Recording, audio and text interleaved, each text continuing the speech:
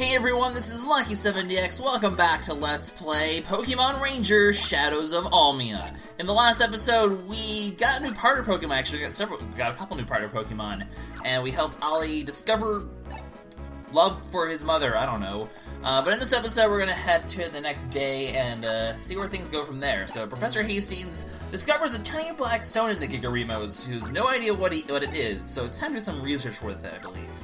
So, no, Elaine, you don't destroy everything, that's not how it works. So, he's gonna take it back to the Union and have the research staff examine it, and they're gonna hold a meeting. So, there's gonna be a meeting at the Union tomorrow. He recruits Barlow to come help him out with it, and, yeah, that's basically the game plan for now, is, they're gonna have a meeting at the Ranger Union. So, Barlow leaves the base for a bit, puts... I think Crawford in charge, or he put someone else in charge, or I guess he's just like, everyone hold the fort, you don't need a leader. You're strong, independent late rangers who don't need no leader. Anyway, so Barlow and Professor Hastings are off for a meeting about the Gigaremo threat of all the other area leaders. So, what happens to us then? Well, the next day we wake up, and, hello. Oh, well, we get a newspaper article, that's what we get. It's a newspaper article on the Fine Styler and two of the top rangers of the area, Seven? LuckySevenDX? I'm a ranger? Anyway, and Wendy, who is apparently a really good Staraptor handler. So, yeah, basically two of the top rangers in the area. We'll definitely meet them at some point, as you can imagine. So, we get a call, though, from Barlow. So in the morning, we have a situation in Pueltown, and apparently he's not good enough to handle it, the area leader and Professor Hastings, so he's sending us to come help him out. He didn't really say us, but apparently we've been volunteered. Also, where the hell is Crawford? I don't even know. Whatever. It's off to Pueltown for a journey and more missions. So the plot is back in full force. What's going on in Pueltown? We solved Pueltown's rules once. What's going on this time? Well, let's go find out. So, we all know the path to Pueltown. It's not even worth cutting out because we actually get a voicemail halfway through it, so I'd have to cut to that anyway. So, get out the way, Talo! Get the hell out of my way, Talo. That's rude. You stop too. Excuse me. I am a man on a mission here. I was called by my superior, can make a good impression, maybe go up a ranger rank. Come on. Get out of my way. Don't need any of this.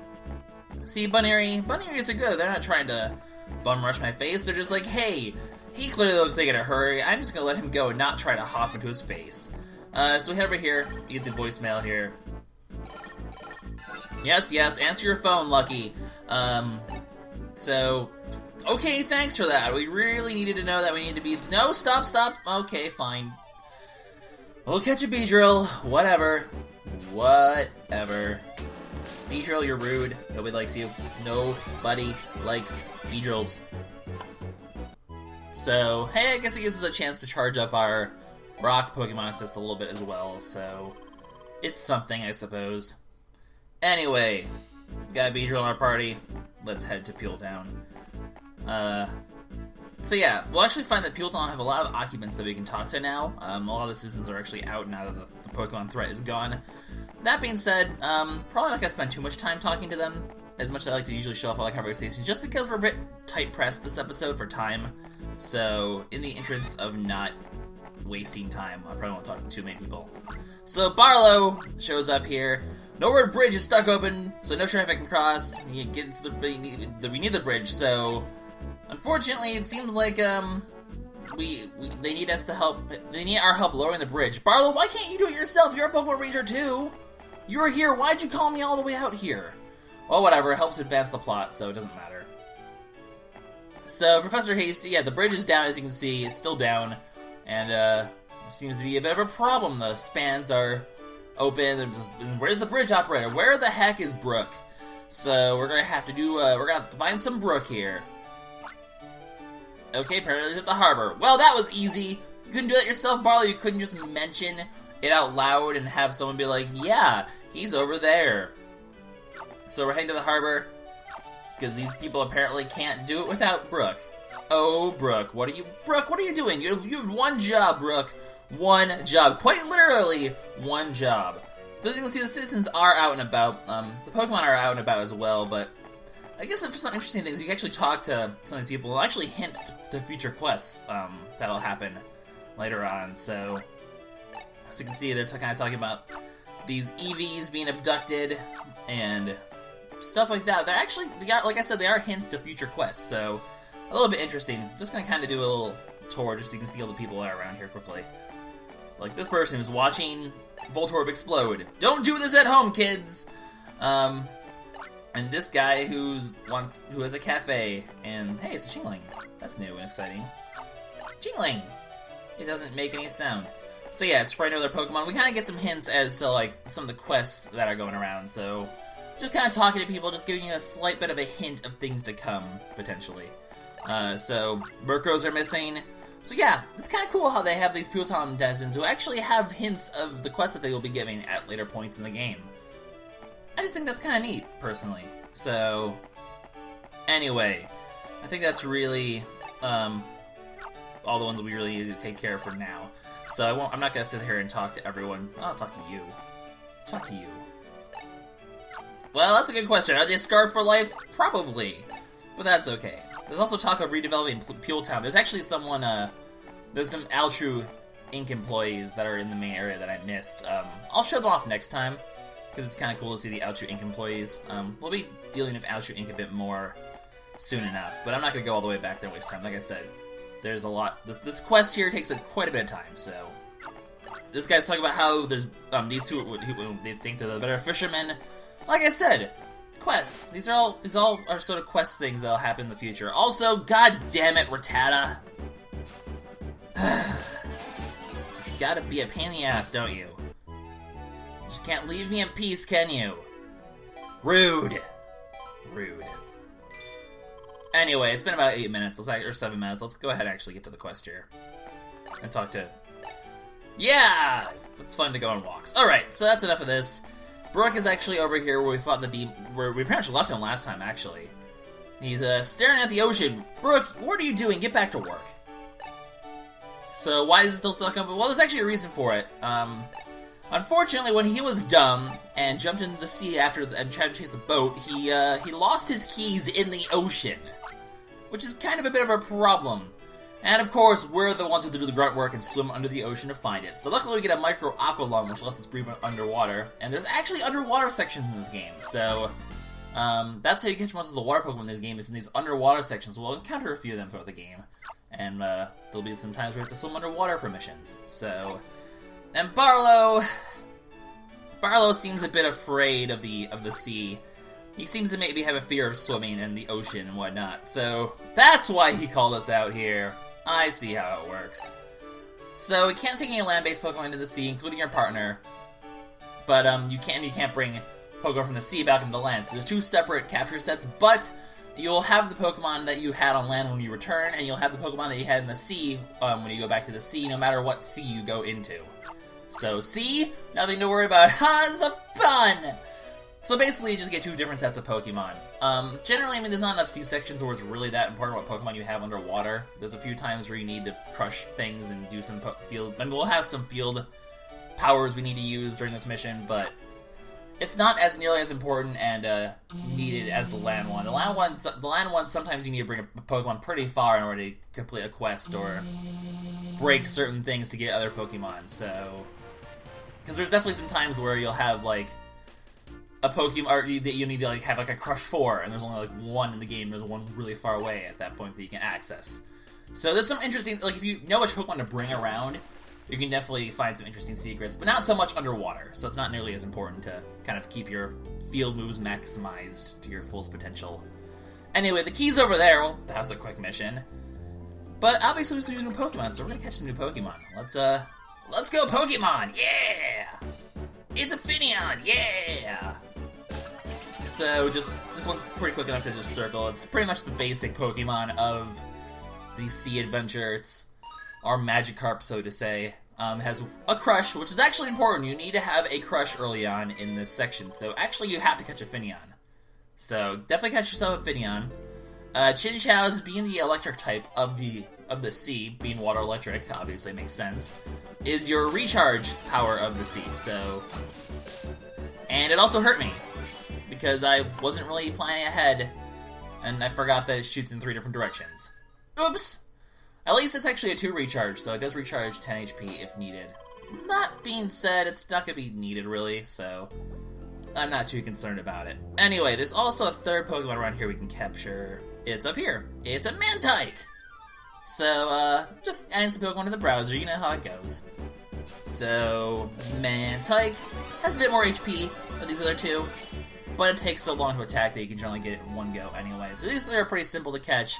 Well, the Chinchou actually attacks pretty fast, so you have to be careful about that one. But, Mantyke's a 1 tackle. Not really a thing we need, unfortunately, so not really going to worry about it. And, with those 3 Pokemon, we can go ahead and progress to the next section, which is watching this Sharpedo go and eat our key. Of course it'll never be that easy, of course not. It's a video game. So the Sharpedo eats the key. He looks pretty stressed out, though. Keys cannot be good for your stomach. It's probably pretty hard to digest, so that Sharpedo's in trouble, and more importantly, he has our key here. So Barlow contacts us, checking in, and Sharpedo has the key. Well, it's time to make this a full mission. So there we go, guys. It's our next official mission. Get back the key from the Sharpedo. Recover a key from Sharpedo. I was close. I tried. Alright, so let's head down the way that he came down here. You'll quickly see that we actually need to have a 1 cut to progress this way, so we actually have to keep our eyes out for something that can cut. None of our Pokemon can cut currently. But there is a Pokemon that can cut, and it's not Quilfish. So we'll go ahead and catch the Quilfish, though, for the sake of our inventory. So, circle, circle, circle, circle, circle, circle, circle, circle, circle, power. And we get ourselves a Quilfish, which I believe has Soak. Ironically, I think it's the only underwater Pokemon here that has the water-type field assist. Then again, why would you ever need to soak things in the water? It's already wet. So, not quite needed. We don't really need these 2 for anything, so I'm going to get rid of them just to free up some room in our inventory. We do need the 1 Crush, pretty much actually in about 2 seconds. Ready? 1,000, 2, 1,000, because it's right here. Also, you'll notice these currents. These currents will pretty much prevent us from going in that direction. As you can see, they push us back, so they're basically a one-way route. They're basically the ledges of the underwater world. So we have currents to deal with. We're going to have to swim around those and make sure that we, they're basically, like I said, they're just one-way things, so we're going to have to find a way around those currents. Anyway, you break this rock down here, and you'll find yourselves a Staryu! And more importantly, see that, the Sharpedo is going this path. Now, if you look on the top screen, hint, future me, scroll below the top screen here, you'll see that there's a blue section down there. You actually need a certain Pokemon to get into that section, and there's actually, if you saw there's a little blue entranceway over there. That needs one of those moves like Blastoise, where you need a certain Pokemon and you can do a special sort of move with it. We'll go more into that later. Very soon we're going to go ahead and talk about how to access that blue area that the Sharpedo was in. So, and every time there is a blue area like that, it generally requires a specific Pokemon to ride on in order to traverse that area. So that's what the blue pathways mean on the map. The green pathways are just normal things. The blue pathways are things you need Pokemon to ride on. So we're gonna have to keep an eye out for that. Also, Quilfish. Remember that part where I don't need you? Whatever, we'll just get one anyway. Whatever, you're rude. I don't even care. I'm not even mad. Didn't I S-rank you the first time? I don't even know. I don't even care. I'm just gonna capture you. There we go. Whatever, extra experience. Whatever, it happens. Anyway, so we had that thing of cut. Oh, there's also a Corsola here. Also, we can't get too much farther than this way either because there's unfortunately another current. So, we're stuck here for now, but we do have a thing of cut, so we can actually backtrack and access that thing of cut after we catch ourselves a Corsola, of course. A Corsola? Of course. Oh, I wasn't even intentional and that was punny. Oh, I love unintentional puns. Anyway, if you needed a thing for Crush, Corsola would also work, actually, so you can get access to a 2 Crush with that, so might as well get rid of the Quilfish. We don't really have much of a need for it right now, so goodbye, Quilfish. I know you love me, but I don't love you. Quilfish, stop! Quilfish, please. I know you love me, but no. Anyways, can we there we go. So use cut on the planks, and you can go ahead and continue through this section and see what lies beyond. So the wood block cut up into tiny fragments. Awesome. Let's avoid the Corsola because we already have one. And we continue to make forward progress over to the right here. So it looks like we're kind of heading away from where the Sharpedo went, but unfortunately it's the only way to access where the Sharpedo actually went because of all these currents going around here. Anyway, we're going to need to get another Staryu because we're actually going to need to use Cut again really soon. So go over here and grab another one because you can find one over here.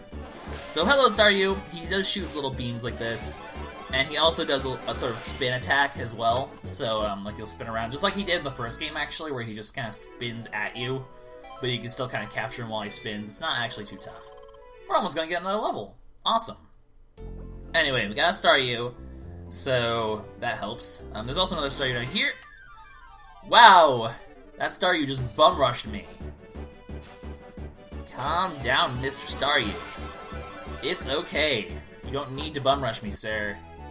It's really not necessary. Anyways. Get another S rank. Not quite enough for a level. Another capture like that will do it, though. Alright, we only need one of you, so get out of here. Get out of here. We don't need you. Alright, so lots of Finneons. As you can see, they always run away from you as well. So just don't run towards me. I said you run away from me, remember? There's a Corsola up here, but nothing too important. All we need to do is head down here. Alright, Barlow, what do you want now?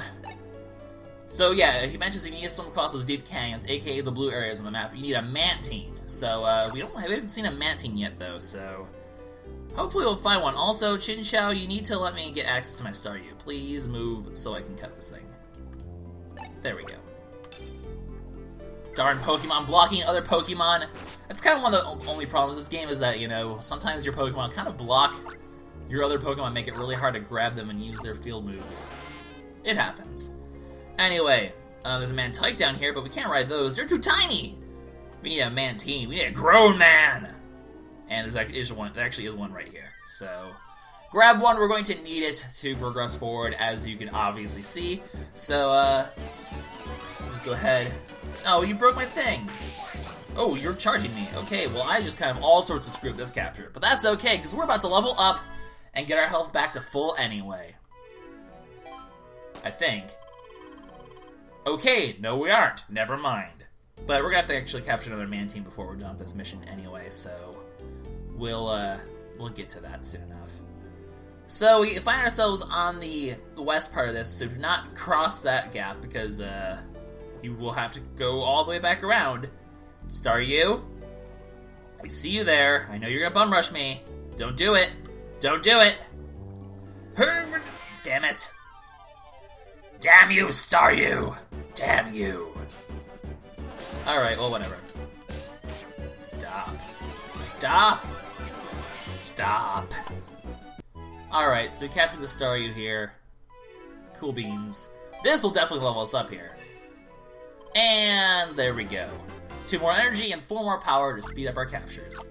Well, like I said, I always like to keep things that have 2 crush as opposed to 1 crush, so there's also 1 cut, so we'll keep the 2 crush for now. Plus, Corsola's cool. Anyway, there's a healing thing over here, but we don't care because this is where you need to go to access the Mantine. A Mantine can swim across, so you just tap the Mantine. It's like the whole Blastoise sort of move. And from there, we can ride in the chasm like this. It goes super fast. Unfortunately, you can't ride them all over the place in other areas because that would let you go really fast. Because this is clearly a lot faster, a lot better controlled than the other one. Anyway, there's our Sharpedo target. He's heading that way. But as you can see, more currents. We're going to have to go around the long way. Which actually isn't that long. It's just kind of a loop-de-loop. So, but that being said, there is actually a section up here. What this actually is just a shortcut back to the entrance. But because it's going to automatically take us back once we get the Sharpedo, I figured I would go ahead and quickly show off that this is indeed a shortcut back to the entrance. This is where that first current we encountered... Oops, didn't mean to do the menu.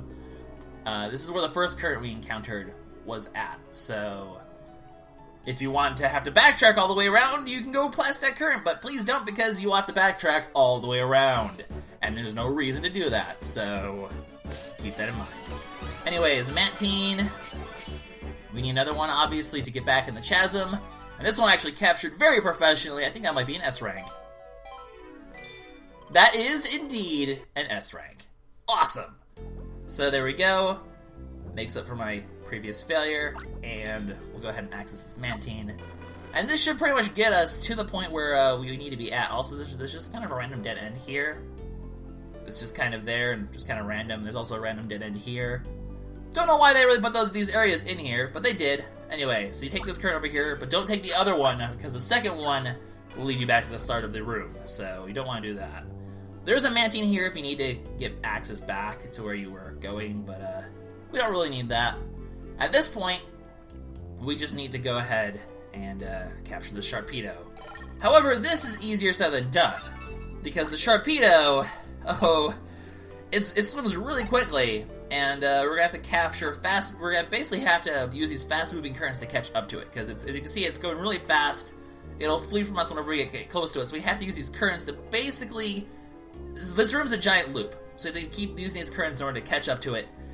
It's kind of a pain in the ass, actually. It's not very easy. As you can see, he keeps ahead pretty quickly, so we need to just kind of gain. As you can see, that we're kind of slowly gaining some speed. We're gaining a little bit of ground on him as we go, so if we get a little bit of good speed here, ooh, we're getting there. I think we might be able to get it this time. Just need to get down and oh, that was close. So you can see how it works, though. We basically have to gain enough speed in this section to get close enough where we can hit him. It's really that one section right there that you really get a chance to get close to him. This one I'm not even close with, I don't think. Oh, maybe. Oh, I got him! Okay, so it's really that section right there. If you're close enough, you can nail him with it. So, anyway, Sharpedo charges off screen, charges back on screen, he bites a lot, so. Oh, he charged again. I didn't think he did it twice. As you can see, he does a good chunk of damage every time he hits you, too. Don't bite me. He bites you, and he does a normal charge like this as well, so be careful. Make sure you don't wait too long, or his. The thing, don't forget, if you wait too long when you're capturing a Pokemon, its HP will recharge back to full. So, or its capture line will go back to 0, whatever you want to call it. So, make sure you. It's always worth getting more lines in if you take damage, because you don't want his attack to reset. You don't want his life points to reset, essentially, because that does happen pretty quickly once after a few seconds. Like, you get a few seconds leeway to do another loop, and then it just speedily goes back down to 0. So be careful about that. We're starting to get to the enemies that really can be tough to capture, because they can easily reset themselves if you don't capture them fast enough, especially if they're pretty difficult to dodge moves. Anyways, the Sharpedo looks ill. Well, we did swallow a key. How we obtained this key from the Sharpedo's stomach, the world may never know. But the Sharpedo feels better, and we somehow get a key from his stomach. I don't want to fathom how he just reached in that side of that shark's mouth and grabbed the key from its how? How did you get the key from its stomach? How? Were you just like, Sharpedo, use poop attack? I don't know. Anyways, so we got the key back, though, and that's what's important. And we finished this mission with a pretty decent time. It only took 25 minutes. I'm okay for this. So, we got the key back. And, yeah, Barlow seems quite intimidated by all the water. He's not a very good swimmer. So, mission clear for us. Alright, Ranger pose. And, do this, we actually do gain a Ranger ranker up to Ranger rank 3. So once again, Ranger pose and a rank up. So this will actually allow us access to a couple of new Pokemon assists, namely Ground and Steel. That being said, we're actually going to see Pokemon that use Ground or Steel moves for quite some time, so I'll show off the Ground and Steel assists in the browser when we actually get to an episode where we actually will see them. So we're not going to see those two assists for a while, though, so I'll save off showing them until we actually get to a point where we can see them in actual use. Anyways, so now that we're Ranger rank 3, we actually get a new friend Pokemon slot in our inventory, or whatever you call it. Our Styler can now handle 4 friend Pokemon, is what I'm trying to say. So there we go. Can actually have a few more Pokemon in our party, which is always nice. It's always kind of a bit of a pain in the ass to only have, 3 Pokemon. Now that we have 4, we can actually keep a few, and we don't have to cycle them out every 2 seconds, which is kind of annoying. But there we go! Off to Norwood Bridge. We'll take the long... Are you gonna attack us now? Yes, you are! Rude! Rude! Rude! Rude! Rude. Stop. Do your bite. Damn you, Eradicate! I should not take the long route back. That was kind of stupid of me. Anyway, I was going to talk to the lady up there. Well, actually, these ladies say the same thing they did before about how their vacation's ruined because of the Pokemon incident. So, yeah. Stop! Jeez! All these Rattata just want my face. This one just wants to run away. So yeah, there we go. How are you, granddaughter? There's a volcano and a desert across the sea. Could there be by any chance that we'll be visiting a desert and a volcano at some point in this game? Who knows? Anyways, guys, I'm not going to go ahead and return there just yet, because it's actually going to start the next section of the game when I do. So we're going to end the episode here, and in the next episode, Brooke opens the bridge, and the meeting between Professor Hastings, Brooke's not a Pokemon Ranger, Barlow, Professor Hastings, and so on and so forth. We're going to have this meeting about the Gigaremos. So what's going to happen? Well, we'll find out in the next one, guys. So once again, this is LuckySevenDX signing out. See you guys in the next one. Bye-bye.